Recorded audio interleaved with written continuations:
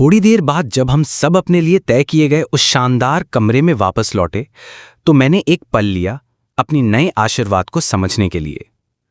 तो ये है मेरा ब्लेसिंग, डिटेक्शन। मैंने आंखें बंद की और ध्यान केंद्रित किया। शुरू में तो ये बस एक बेमतलब सी शक्ति लगी, लेकिन फिर धीरे धीरे जैसे कोई पर्दा हटने लगा। मेरे दिमाग में उस कमरे की एक नक्शानुमा तस्वीर बनने लगी, एक तरह की मानसिक ग्रिड जिसमें आसपास की सभी जीवित चीजें चमकती हुई आकृतियों के रूप में दिखने लगीं। और सबसे ज्यादा चौंकाने वाली बात, मैं दीवारों के पार भी उन्हें महसूस कर सकता था। और अभी मैं साफ साफ महसूस कर सकता था, कोई है। एक इंसानी आकृति हमारे कमरे के दरवाजे के ठीक बाहर दबे पांव कान लगाकर हमारी बातों को सुनने की कोशिश कर रही थी। हमने तो सब मेट को बाहर भेज दिया था। इस कमरे से अभी थोड़ी देर पहले ही मैंने एक को देखा था जो हॉलवे से झांक रही थी। तो ये या तो वो मेड वापस आ गई है या फिर कोई अजनबी है। किसी भी सूरत में ये सही नहीं है। मुझे बाकियों को बताना था, बिना उस छिपे हुए शख्स को भनक लगे। मैंने जल्दी से कागज और पेन उठाया, झटपट एक छोटा सा नोट लिखा और फिर टप टप। मैंने चुपचाप जाकर रयूटो के कंधे पर हल्का सा थपथपाया और उसे नोट दिखाया। उसकी आंखें एक पल में फैल गई और फिर उसने फुर्ती से वो नोट आगे पास किया आओई और तमाकी को। नोट पर लिखा था, शायद पता ना चले, लेकिन आओई, क्या तुम एक साउंड प्रूफ बैरियर बना सकती हो? आओई की आंखें नोट से उठकर मुझ पर टिकीं। उसके माथे पर पसीने की एक हल्की बूंद थी, लेकिन फिर भी उसने धीरे से सिर हिलाया। वो उठ खड़ी हुई। उसके चेहरे पर एकाग्रता की छाया थी। हप! उसने हाथ ऊपर उठाए और एक हरी रोशनी की झिलमिला की डोम हम चारों को धीरे धीरे घेरने लगी। हवा में एक अजीब सी खामोशी छा गई। काम कर रहा है, लेकिन जल्दी करो, मैं ज्यादा देर तक इसे नहीं थाम सकती। मैं अभी इसमें नहीं हूं। तुम कमाल कर रही हो, थैंक यू आओई। रयूटो ने उत्साहित होकर उसे थम्स अप दिया। आओई की गालें गुलाबी हो गईं और वो हल्के से हंस दी। हाँ। मैं बस उसे घूरता रहा। सीरियसली, अभी फ्लर्टिंग कर रहे हो तुम लोग? पर ये हमें सुन क्यों रहे हैं? तमाकी ने भौहें सिकोड़ते हुए पूछा और फिर बात का असली मुद्दा लौट आया। रयूटो का हंसता चेहरा एकदम गंभीर हो गया। अगर सोचो तो हीरोज को दिए गए ब्लेसिंग्स किंगडम और पूरी दुनिया के लिए खतरा बन सकते हैं अगर वो गलत लोगों के हाथ लग जाएं तो मुझे हैरानी नहीं है कि वो हम पे नजर रख रहे हैं। लेकिन समन भी तो उन्होंने ही किया था, वो भी बिना हमारी इजाजत के। ये तो बिल्कुल भी फेयर नहीं है। तमाकी का गुस्सा उसके शब्दों में झलकने लगा। मुझे लगता है ये लोग बुरी तरह से मजबूर हो चुके हैं, मैंने धीरे से कहा, इतना धीमा कि सिर्फ हमारे चारों के बीच बनी आओई की साउंड प्रूफ बबल के अंदर ही सुनाई दे। बाकी तीनों ने चौंककर मेरी तरफ देखा। मैं 100% तो नहीं कह सकता क्योंकि मुझे इस दुनिया के बारे में कुछ नहीं पता, लेकिन कई सारी चीजें ये इशारा कर रही हैं कि इस किंगडम की हालत खराब है। सबसे पहले राजा खुद बार बार सामने आ रहा है। एक मोनार्क से यूं आसानी से मिल पाना ये नॉर्मल नहीं है। और फिर गार्ड्स और सब्जेक्ट्स की संख्या भी कुछ कम सी लग रही है। तमाकी ने होठ भींचे। पहले मुझे भी ऐसा ही लगा था, लेकिन खाना तो बड़ा रॉयल लग रहा था। टेस्ट भी अच्छा था, मतलब उतना फैंसी तो नहीं था जितना मैंने सोचा था, लेकिन लहसुन और मसालों की खुशबू अच्छी थी। मैंने नाक से कोड़ते हुए कहा, डिलिशियस, सीरियसली, वो खाना तो बेहुदा था। रियूटो भी बात में कूद पड़ा, हाथ घुमाते हुए कमरे की तरफ इशारा किया। ठीक है, पर इस कमरे को देखो, हीरो के लिए ऐसा कमरा, ये तो किसी फुटमैन का क्वार्टर्स लगता है। हालांकि मेरे पुराने कमरे से तो फिर भी बड़ा है, मैंने मन ही मन सोचा एक हल्की सी मुस्कान के साथ। लेकिन ये बातें मैं हवा में नहीं कह रहा था, ये उनकी पहली समनिंग है। शायद सोच रहे होंगे कि मैं इतनी बातें कैसे पकड़ पा रहा हूं। धन्यवाद देना चाहिए हाइगन किंगडम को, जिसने एक बेस कंपैरिजन बना दिया मेरे लिए। मैंने सबका ध्यान वापस मुद्दे की तरफ खींचा। देखो, अगर हालात बिगड़ते हैं तो हमें इस किंगडम से निकलना पड़ सकता है, मैंने गंभीर लहजे में कहा। ऐसे में मैं डिटेक्शन का इस्तेमाल करके गार्ड से बचते हुए हम सबको यहां से निकाल सकता हूं, लेकिन असली मुश्किल तो होगी हमारी दुनिया में वापस लौटने की। कमरे में एक ठहराव आ गया, सब कुछ सोच में पड़ गए। फर्स्ट प्रिंसेस ने तो साफ कहा था कि हमारे लिए कोई रास्ता नहीं है वापस जाने का। रियोटो की आवाज में पहली बार झिझक थी। या शायद वो झूठ बोल रही हो और असली तरीका हमसे छिपा रही हो। तमाकी ने जोड़ा, उसकी आंखों में शक की चमक थी। आओई, जो अब भी अपनी सारी शक्ति से बैरियर थामे हुए थी, थोड़ी घबराई हुई सी लगी। ताकि किंगडम की एकमात्र उम्मीदें भाग न जाएं, मैंने बात पूरी की। तमाकी की सोच से सहमति जताते हुए मैंने एक गहरी सांस ली और पीठ पीछे टिका कर कहा, यह आसान नहीं होगा। रियोटो उठ खड़ा हुआ और मेरे कंधे पर हाथ रखा। तुमने कुछ बहुत सही बातें कही हैं, लेकिन फिलहाल हम सब कमज़ोर हैं और इस दुनिया के बारे में कुछ नहीं जानते। अभी के लिए जो हो रहा है उसी के साथ बहते रहो। मैंने सिर उठाकर हामी भरी ही थी कि तभी तमाकी अचानक मेरे बहुत करीब आ गई, इतनी करीब कि उसका चेहरा बस कुछ इंच की दूरी पर था। तुम्हारी बाईं आंख अजीब सी लग रही है, उसने धीरे से कहा। उसकी आवाज़ में जिज्ञासा साफ झलक रही थी। ये पीली क्यों है? मेरे दिल की धड़कन एक पल को रुक सी गई। एक ही ख्याल बिजली की तरह दिमाग में दौड़ा। अरे बाप रे! मैंने फौरन हाथ अपने चेहरे पर रख लिया। मैं तो अपनी मिसमैच्ड आईज के बारे में भूल ही गया था। अभी तो मैं पूरी तरह सस्पिशियस लग रहा हूं। तमाकी का चेहरा जब मेरे चेहरे से बस कुछ इंच की दूरी पर था तो मेरे होश उड़ चुके थे। मैंने झट से अपनी आंख पर हाथ रख लिया और डर की जगह एक रहस्यमयी अंदाज दिखाने की कोशिश की। तमाकी, मैंने धीमे स्वर में कहा, जैसे कोई राज छिपा रहा हूं। हर किसी के पास कुछ ना कुछ छुपाने लायक होता है। उससे पहले कि वो कुछ और पूछती, शुक्र है रियोटो बीच में आ गया। उसने तमाकी के कंधे पर हाथ रखा और हल्की मुस्कान के साथ कहा, अरे छोड़ो ना, ये बस वो फेज है। थोड़ा देर से आया है इसके पास, लेकिन आ ही गया। इसे ब्रीथ करने दो। मैंने उंगलियों के बीच से झांका। क्या ये सोच रहा है कि मैं कोई ईमो टाइप लड़का हूं जो कलर कॉन्टैक्ट्स पहनता है? एक पल के लिए मैं कुछ बोलने ही वाला था। एनिमे कोई फेज नहीं है, लेकिन फिर वक्त रहते खुद को रोक लिया। वेट अ सेक, ये कवर स्टोरी तो सरप्राइजिंगली कन्विंसिंग लग रही है। और बस मैंने उसी में खुद को ढाल लिया। रात को काफी देर बाद, जब बाकी सब गहरी नींद में थे, मैं अपने साधारण से बिस्तर पर बैठा अंधेरे की तरफ चुपचाप ताकता रहा। ये डीमन आईज, ये असल में मुझे कौन कौन सी स्किल्स देती हैं? मैंने अपने पिछले जीवन की ओर सोचा, उन शक्तियों की ओर जो मैंने एक बार पाई थीं। स्टेटस विंडो, हाँ, वो तो बस सोचने से ही आ जानी चाहिए। मैंने आंखें बंद की और पूरी तल्लीनता से ध्यान केंद्रित किया। डिंग! हवा में एक ट्रांसलूसेंट हरे रंग की स्क्रीन उभर आई, जिसके अजीबोगरीब अक्षर अंधेरे में हल्के हल्के चमक रहे थे।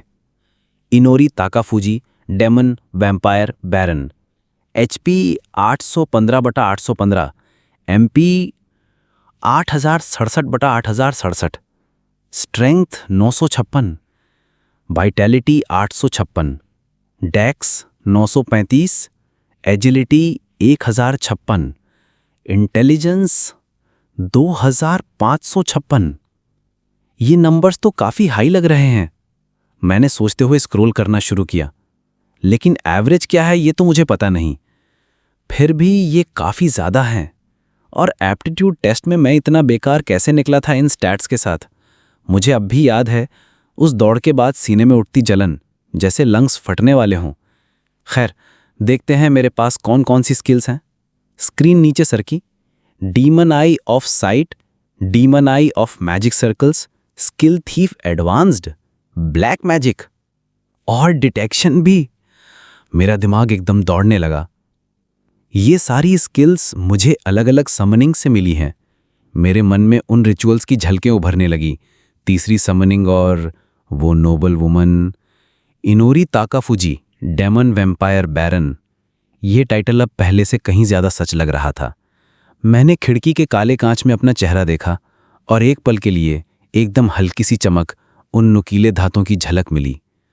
तो ये समन वाकई मुझे एक डेमोनिक वैम्पायर में बदल चुका है। मेरी होंठों पर एक फीकी सी, ऑलमोस्ट उदास मुस्कान आई। या यूं कहूं, अब मैं एक इंसानी शक्ल वाला मॉन्स्टर हूं। जैसे ही मैंने स्टेटस विंडो को थोड़ा और नीचे स्क्रॉल किया, एक और एंट्री सामने आ गई। कुछ ऐसा जिसे मैंने पहले नोटिस नहीं किया था। कोई स्किल नहीं, कोई पैसिव बफ ही नहीं, बल्कि एक शुगर इंड्यूसिंग ट्रेट, या शायद एक अभिशाप। सन God's स्कॉन। As ones who betrayed the god, the creatures of the night have their stats reduced by 90% and their skills restricted during the day.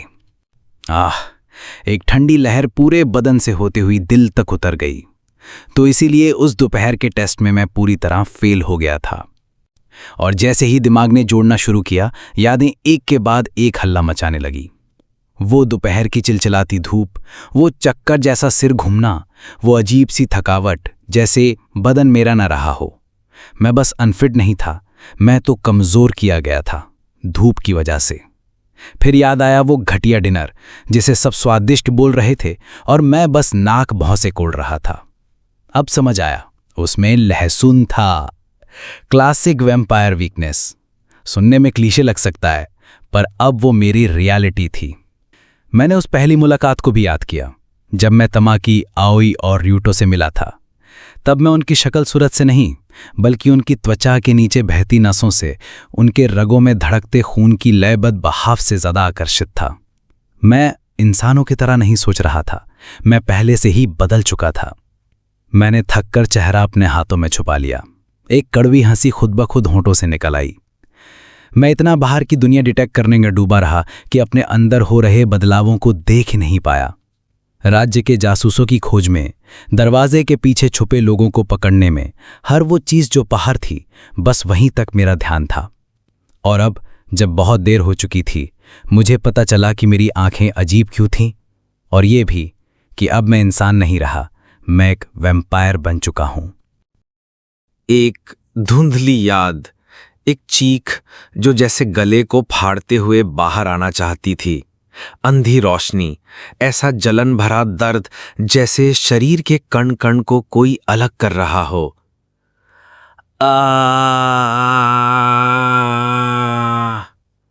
ये मेरी पहली समनिंग नहीं थी, और हर बार की तरह उस असहनीय यातना ने अपने निशान छोड़े थे। अब मैं अपने तय किए गए कमरे में अकेला बैठा था, दिन भर की उथल पुथल के बारे में सोचते हुए। एप्टीट्यूड टेस्ट में मेरा प्रदर्शन, अगर साफ शब्दों में कहें तो बेहद शर्मनाक था। लेकिन उन्हें असली कहानी नहीं पता थी। उन्हें ये नहीं पता था कि मैं क्या बन चुका हूं। मैंने इन समनिंग से ढेरों स्किल्स हासिल की हैं। मैंने ठुड्डी को हाथ पर टिका लिया और मन ही मन उस स्टेटस स्क्रीन को स्क्रॉल करने लगा जो सिर्फ मुझे दिखाई देती थी। सबसे नया स्किल था डिटेक्शन। आज मिला था मुझे एक आशीर्वाद की तरह, एक साधारण सी शक्ति जो आसपास मौजूद प्राणियों की हलचल को पहचानने देती है। काम का है, हाँ, पर हीरोइक नहीं। लेकिन फिर आते हैं बाकी स्किल। अब बारी है उस स्किल की। मैंने कमरे की खामोशी में खुद से कहा और पास रखे एक साधारण से कैंडल स्टिक को उठाया। फिर मैंने अपने अंदर की माना का एक अंश उसमें उड़ेला। अब बारी है उस स्किल की जो किसी भी चीज से एक हथियार बना सकता है। एक तेज सुनहरी रोशनी मेरे हाथों के बीच भड़क उठी। मोम और बाती पल में मुड़ी, पिघली, फिर सख्त होकर एक नई शक्ल ले बैठी। Craft weapon. रोशनी के जाते ही मेरे हाथ में एक तेज संतुलित नाइफ था। उसका हैंडल अभी कैंडल स्टिक की तरह था, पर ब्लेड बिल्कुल स्टील जैसी चमकदार और धारदार। वो, मैंने खुद को धीमे से कहते सुना। सिनिसिज्म के नीचे छुपी हुई एक सच्ची हैरानी बाहर झांक आई थी। कुछ स्किल्स तो ऐसे हैं जो शरीर पर असर डालते हैं। मैंने बड़बड़ाया। मेरी दाईं आंख में हल्की सी झंझनाहट हुई, जैसे मेरा red demon I of vision. एक लाल जटिल पैटर्न मेरी आंख की पुतली में उभर आया और अचानक दुनिया बिल्कुल जाग गई। सिस्टम ने लिस्ट दी, super human visual acuity, perfect measurement, far sight, microsight, x ray vision और भी बहुत कुछ। इसका मतलब है बेसिकली ये हर तरह की नज़र से जुड़ा है। अब मैंने ध्यान लगाया अपनी बानी आंख पर। एक गोल सुनहरी आकृति उसमें चमकी और मेरी yellow demon I of magic circles, जो अभी तक मेरे लिए एक रहस्य है। सिस्टम की ओर से जो जवाब आया वो और भी उलझाने वाला था। Allows the user to move a magic circle they've seen into their pupil and activate it at will। इसका क्या मतलब निकाले कोई? मैंने थकी हुई सांस ली। शायद इस दुनिया की मैजिक समझने के बाद ही कुछ समझ आए। मैंने स्टेटस लिस्ट की तरफ फिर से देखा, इस बार पूरा ध्यान लगाकर। Required XP halved, Demon Eye of Vision, Demon Eye of Magic Circles, Craft Weapon, Sun God Scorn, Drain Blood, Spell Thief, Baron's Authority, Detection। और भी कई स्किल्स हैं जिनके बारे में मैं कुछ नहीं जानता। मैंने बड़बड़ाते हुए स्क्रॉल किया। सन गॉड्स कॉन, बैलेंस अथॉरिटी। लेकिन ड्रेन ब्लड का डिस्क्रिप्शन तो काफी डायरेक्ट है। मैंने उस स्किल पर ध्यान केंद्रित किया और जो जानकारी आई वो रूह कंपा देने वाली थी। अगर यूजर किसी को पूरी तरह खून से खाली करते तो वो शख्स घूल में बदल सकता है। अगर विक्टिम कुंवारी है तो यूजर उसे अपना रक्त पिलाकर वैम्पायर बना सकता है या उसे बिना कुछ दिए घूल बनने के लिए छोड़ सकता है। मेरे होठों पर एक ठंडी शिकारी मुस्कान आ गई। तो मतलब मैं अपनी मर्जी से एक लाश को अपना गुलाम बना सकता हूं। जैसे ही ये ख्याल आया, मेरी दोनों आंखें लाल और सुनहरी एक साथ चमक उठीं। मैंने एक कल्पना की, अपने ही हाथ की नस काटना, रक्त की एक एक बूंद नीचे गिरना और एक बेजान शरीर को फिर से चलने पर मजबूर कर देना। यह दृश्य जितना डरावना था उतना ही सही भी लगा। अच्छा, और कुछ है? मैंने डिस्क्रिप्शन का आखिरी और सबसे अहम हिस्सा पढ़ा। अगर यूजर विक्टिम का सारा खून पी जाए तो वो उसकी मेमोरी और स्किल्स को हासिल कर सकता है। उस पल सारा बोझ मुझ पर एक साथ आ गिरा। मैं किसी भी चीज से हथियार बना सकता था। मेरी नजर सभी सीमाओं से परे थी और अब मैं किसी की जिंदगी, उसकी यादें, उसकी पावर्स सब चुरा सकता था और फिर उसके शरीर को अपने पैरों तले जिंदा कर सकता था। मैंने अपने ही हाथों को देखा। अब उनमें उस साधारण छात्र की मासूमियत नहीं बची थी जो बस किस्मत से इस दुनिया में खींच लाया गया था। हे भगवान, मैंने फुसफुसाते हुए कहा। रात की खामोशी में बस मेरी आवाज गूंजी और मेरे अंदर उतर आया एक ठंडा अटूट यकीन। मैं वाकई में एक मॉन्स्टर बन चुका हूं।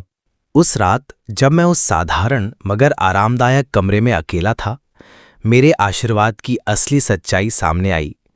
ये सिर्फ डिटेक्शन नहीं था, बल्कि कुछ और, कहीं ज्यादा डरावना। मैं दूसरों को अपना गुलाम बना सकता हूं और उनकी यादें और स्किल्स भी चुरा सकता हूं। ये सोचते ही मेरे होठों पर एक धीमी मगर शैतानी मुस्कान फैल गई। अंधेरे में मेरी एक भूरी और एक सुनहरी आंख हल्की सी चमक उठी। मैं बिस्तर पर पीठ के बल लेट गया, हाथ सिर के नीचे रखकर, और एक लंबी संतुष्टि भरी सांस छोड़ी। तो ये सब कुछ मैं रात में कर सकता हूं, हाँ? मेरी उंगलियां हल्की से कांपीं, जैसे ताकत की लहर दौड़ गई हो। मैन, ये पावर कमाल की चीज है। लेकिन मैं खुद को ज्यादा बहकने नहीं दे सकता था। सबसे पहले मुझे इस शरीर के साथ तालमेल बिठाना होगा और इस दुनिया के नियम समझने होंगे। अगली सुबह हमें एक खोले धूप से नहाए हुए ट्रेनिंग यार्ड में ले जाया गया। ऊपर आसमान पूरी तरह नीला था, एक भी बादल नहीं। ग्रीटिंग्स हीरोज, एक सख्त आवाज हमारे कानों में गूंजी। हमारे सामने एक लंबी तेज निगाहों वाली औरत खड़ी थी। नीली आंखें, सुनहरे बाल जो एक पोनीटेल में बंधे थे, और एक लाल काले रंग की यूनिफॉर्म जो उसके वॉरियर होने की पहचान दे रही थी। उसकी बाहें सीने पर क्रॉस थीं और उसकी मौजूदगी में ही एक दबदबा था। मैं हूं एगियाना एचे, kingdom of the rising sun की नाइट कमांडर और तुम्हारी कॉम्बैट इंस्ट्रक्टर। एक मेडिवल फैंटेसी किंगडम की नाइट कमांडर, और वो भी एक महिला। मैंने मन ही मन सोचा, उसकी इंपोजिंग प्रेजेंस को देखते हुए, क्या ये वाकई इतनी स्किल्ड है या फिर किंगडम के पास इससे बेहतर कोई है ही नहीं?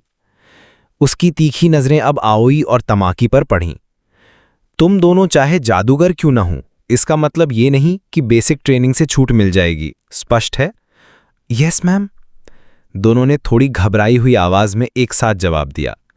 नाइट कमांडर का चेहरा थोड़ा नरम पड़ा, जैसे उनकी कंप्लायंस से संतुष्ट हों। हम सामान्यतः स्ट्रेंथ ट्रेनिंग से शुरू करते हैं, लेकिन लगता है तुम में से कई लोगों को उसकी जरूरत नहीं। नो किडिंग, मैंने मन में सोचा। मेरी डिटेक्शन पहले से ही एक्टिव थी, हर चीज का डेटा मेरे दिमाग में आ रहा था। तभी मेरे मन में एक छोटा सा बीप गूंजा। Raito Shinjaki, 17, human otherworlder hero, kingdom of the rising sun, HP 1023/1024, MP 1056/1056, Strength 1523, Vitality 1249, Dexterity 1115, Agility 1099, Intelligence 1078, Blessing, Limit Break, Title None। Dam, ये स्टैट्स तो मॉन्स्टर लेवल हैं। फिर मैंने तमाकी की ओर देखा। Tamaki Karasawa, 17. Human Otherworlder Hero, Kingdom of the Rising Sun. HP 895 upon 896. MP 8962 upon 8962. STR 768. VIT 853. DEX 1508. AGI 756. INT 8568. Blessing Mana Affinity. Title None. वो इतना high INT, वो लिटरल वॉकिंग मैजिक कोर है। अब Aoi Isogai 16. Human otherworlder hero, kingdom of the rising sun. HP 562 upon 563. MP 6082 upon 6082. STR 563. VIT 1432. DEX 874. AGI 598. INT 2430. Blessing Barrier Conjuration. Title none. मेरी नजरें कुछ पल तक स्टेटस स्क्रीन पर जमी रहीं. ये लोग लिटरली सुपर ह्यूमंस हैं. और फिर मैं हूं जिसका असली पोटेंशियल दिन के उजाले में 90% घट जाता है. नाइट कमांडर HA ने सीधा तीनों को संबोधित किया. र्यूटो, तमाकी और आओई, बेसिक सीखने के बाद तुम तीनों अपनी स्पेशलाइजेशन चुन सकते हो. और फिर उसने मुझ पर एक नजर भी नहीं डाली. स्पष्ट था कि ये किंगडम किन पर दांव लगा रहा है और कौन बस एक एक्स्ट्रा है. मैंने मुट्ठियां भींच लीं. चलो ठीक है, नजरअंदाज करो मुझे. एक दिन मैं दिखाऊंगा किसे मॉन्स्टर कहते हैं. जैसे ही सब मुझे एक साइड कैरेक्टर समझकर नजरअंदाज कर रहे थे, नाइट कमांडर की पैनी नजर आखिरकार मुझ पर आ टिकी. और तब उसने सख्त लहजे में कहा. आवाज में कोई नरमी नहीं थी. मैंने उसकी ओर देखा, चुपचाप, जैसे नजरों से ही पूछ रहा हो. अब मेरे लिए क्या तय किया गया है? तुम अंडरगो करोगे इंटेंस फिजिकल ट्रेनिंग, उसने दो टूक कहा, जब तक कि तुम हमारी सेना के फिटनेस स्टैंडर्ड्स को पार ना कर लो. और बस वहीं से मेरी पर्सनल हेल शुरू हो गई. जहां बाकी हीरोज अपनी असाधारण पावर्स की ट्रेनिंग ले रहे थे, मैं धूल भरे मैदान में झुलस की धूप के नीचे पुशअप्स करता जा रहा था. हफ हफ, हर रेपिटेशन के साथ मेरी बाहें कांप रही थीं. यस मैम, मैंने जैसे तैसे जवाब दिया, जबकि वो मेरे ऊपर खड़ी थी, बिल्कुल स्टोन फेस्ड, आर्म्स क्रॉस्ड. ये तो सचमुच की यातना है. दिन में अब मेरा हाल बेहाल रहता है. अब जब मैं एक वैम्पायर बन चुका हूं, मैंने सोचा पसीने और थकान से धुंधली हो रही नजर से इधर उधर देखते हुए. धूप में सिरदर्द होता है और शरीर एकदम सुस्त पड़ जाता है. मैं खुद सुनिश्चित करूंगी कि तुम सफल हो. अब उठो, तेजी दिखाओ. कच्चे की कड़क आवाज ने मुझे हकीकत में वापस खींच लिया. गला घूम रहा है. माथे में तेज धड़कन थी और मांसपेशियां जैसे जल रही थीं. इस हाल में जब वक्त आएगा तब भाग भी पाऊंगा या नहीं, ये भी डाउटफुल लग रहा है. तभी हवा में एक जानी पहचानी तीखी आवाज गूंजी. ग्रीटिंग्स, हाय. मैंने थका सा गर्दन घुमाई और दिल बैठ गया. फिर से वही अनोइंग प्रिंसेस आ गई. वो पूरे जोश से हाथ हिला रही थी. उसके साथ एक और लड़की खड़ी थी, हल्के रंग के लंबे बाल और एक नर्म गुलाबी पोशाक में. अब ये कौन है? मैंने जमीन पर लेटे लेटे ही उसका जायजा लिया. उसके साथ एक मेड भी है. इसका मतलब ये भी किसी रॉयल फैमिली से है. हाँ, वो सुंदर थी, लेकिन उसने पूरे ट्रेनिंग ग्राउंड को एक शांत शिष्ट मुस्कान दी. कुछ तो अजीब है. ये मुस्कान बहुत नकली लग रही है और उसकी चाल भी रोबोटिक सी. नाइट कमांडर ईच तुरंत सल्यूट की मुद्रा में आ गई. अपना एक हाथ सीने पर रखा और कहा, योर हाइनेसेस, मुझे उम्मीद नहीं थी कि आप हमें देखने आएंगी. तो ये भी एक प्रिंसेस ही है, मैंने सोचा, जमीन पर कोहनी टिकाकर सिर को हाथ से सहारा देते हुए. बी एट ईज, नए वाली प्रिंसेस ने नर्म, नियंत्रित स्वर में कहा. हम बस अपने नायकों की ट्रेनिंग को देखने आए हैं. लेकिन पहली वाली प्रिंसेस, वो तो हमेशा की तरह अपनी ड्रामेटिक एंट्री से बाज नहीं आई. मैंने अपना कीमती समय निकाला है ताकि तुम्हारे सफर की पहली झलक स्वयं देख सकूं. उसने सीना फुलाकर कहा. समझो ये तुम्हारे लिए एक सम्मान है. कॉल्ड इट, मैंने धीमी सांस के साथ सोचा. ये तो कहना ही था इसे. लेकिन तभी कुछ ऐसा हुआ जिसकी उम्मीद मुझे नहीं थी. जब पहली प्रिंसेस बाकी तीनों हीरोज का ध्यान खींचने में लगी थी, वो शांत सी दिखने वाली नई प्रिंसेस चुपचाप वहां से हट गई। उसके हल्के हील्स की आवाज पत्थर के रास्ते पर गूंज रही थी और वो आवाज धीरे धीरे मेरी तरफ बढ़ रही थी। मैं अब भी जमीन पर अधलेटा था, थकान से निढाल, और वो बिल्कुल मेरे सामने आकर रुक गई। उसी नकली सी मुस्कान के साथ मुझे नीचे से देखा और बोली, आपसे मिलकर खुशी हुई सर इनोरी तकाफूजी। और मुझे पहली बार किसी शाही चेहरे से सीधा खतरा महसूस हुआ। मैं जमीन पर धूल में सना एक कोहनी पर टिके हुए उस लड़की को घूर रहा था। मैं हूं kingdom of the rising sun की सेकंड प्रिंसेस, उसने मुस्कान के साथ कहा। वो मुस्कान जो किताबों में छपी तस्वीरों जैसी लग रही थी, पर उसमें जान नहीं थी। फिर वो हल्के से आगे झुकी, बस जरा सा, और बोली, but you can call me your day time tutor. मेरे थके हुए दिमाग ने बस एक क्वेश्चन मार्क पैदा किया। ट्यूटर? किस चीज की? अगली दोपहर हम धूप से झुलसे ट्रेनिंग यार्ड से निकलकर एक शांत, निजी पुस्तकालय जैसे कक्ष में पहुंच चुके थे। दीवारों पर लंबी लंबी किताबों की अलमारियां और कमरे में सिर्फ 2 लोग, मैं और सेकंड प्रिंसेस। वो एक बड़े स्लेट बोर्ड के सामने खड़ी थी, बिल्कुल किसी सख्त शिक्षक की तरह। सुबह तुम कमांडर एचएस से फिजिकल ट्रेनिंग लोगे, उसने शांत स्वर में कहा, और दोपहर में मेरी कक्षा में उपस्थित रहोगे। ओह, तो यही है मेरा शेड्यूल। सुबह शारीरिक यातना, दोपहर ऑकवर्ड साइलेंस में लिपटी प्राइवेट क्लास। कमरे में एक भारी खामोशी थी। मैं अपनी नजरें हर तरफ घुमा रहा था, बस उस पर नहीं। गॉड, ये कितना अजीब है। हां, मैं अब पक्का हूं, मैं इस पूरी टीम का सबसे अलग, सबसे बेवकूफ हिस्सा हूं। थोड़ा सा सोचना भी नहीं पड़ा। बाकी 3 लोग तो उस पहली राजकुमारी की क्लास में जा रहे होंगे, किसी आलीशान लेक्चर हॉल में, जहां उन्हें सिखाया जा रहा होगा इस दुनिया की मैजिक की गहराई और डीमन लॉर्ड को हराने की रणनीति। वो थे मेन इवेंट, और मैं था साइड शो। क्यों? जवाब उतना ही साफ था जितना फर्स्ट प्रिंसेस के चेहरे की घृणा। मैं उसकी घमंडी, तिरस्कार से भरी आवाज जैसे फिर से सुन सकता था। I have no time to waste on someone who is not a hero. Know your place.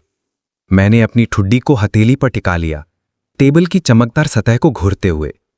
यही वजह है, मैं बस एक नॉर्मल हूं, उनके लिए एक बोझ।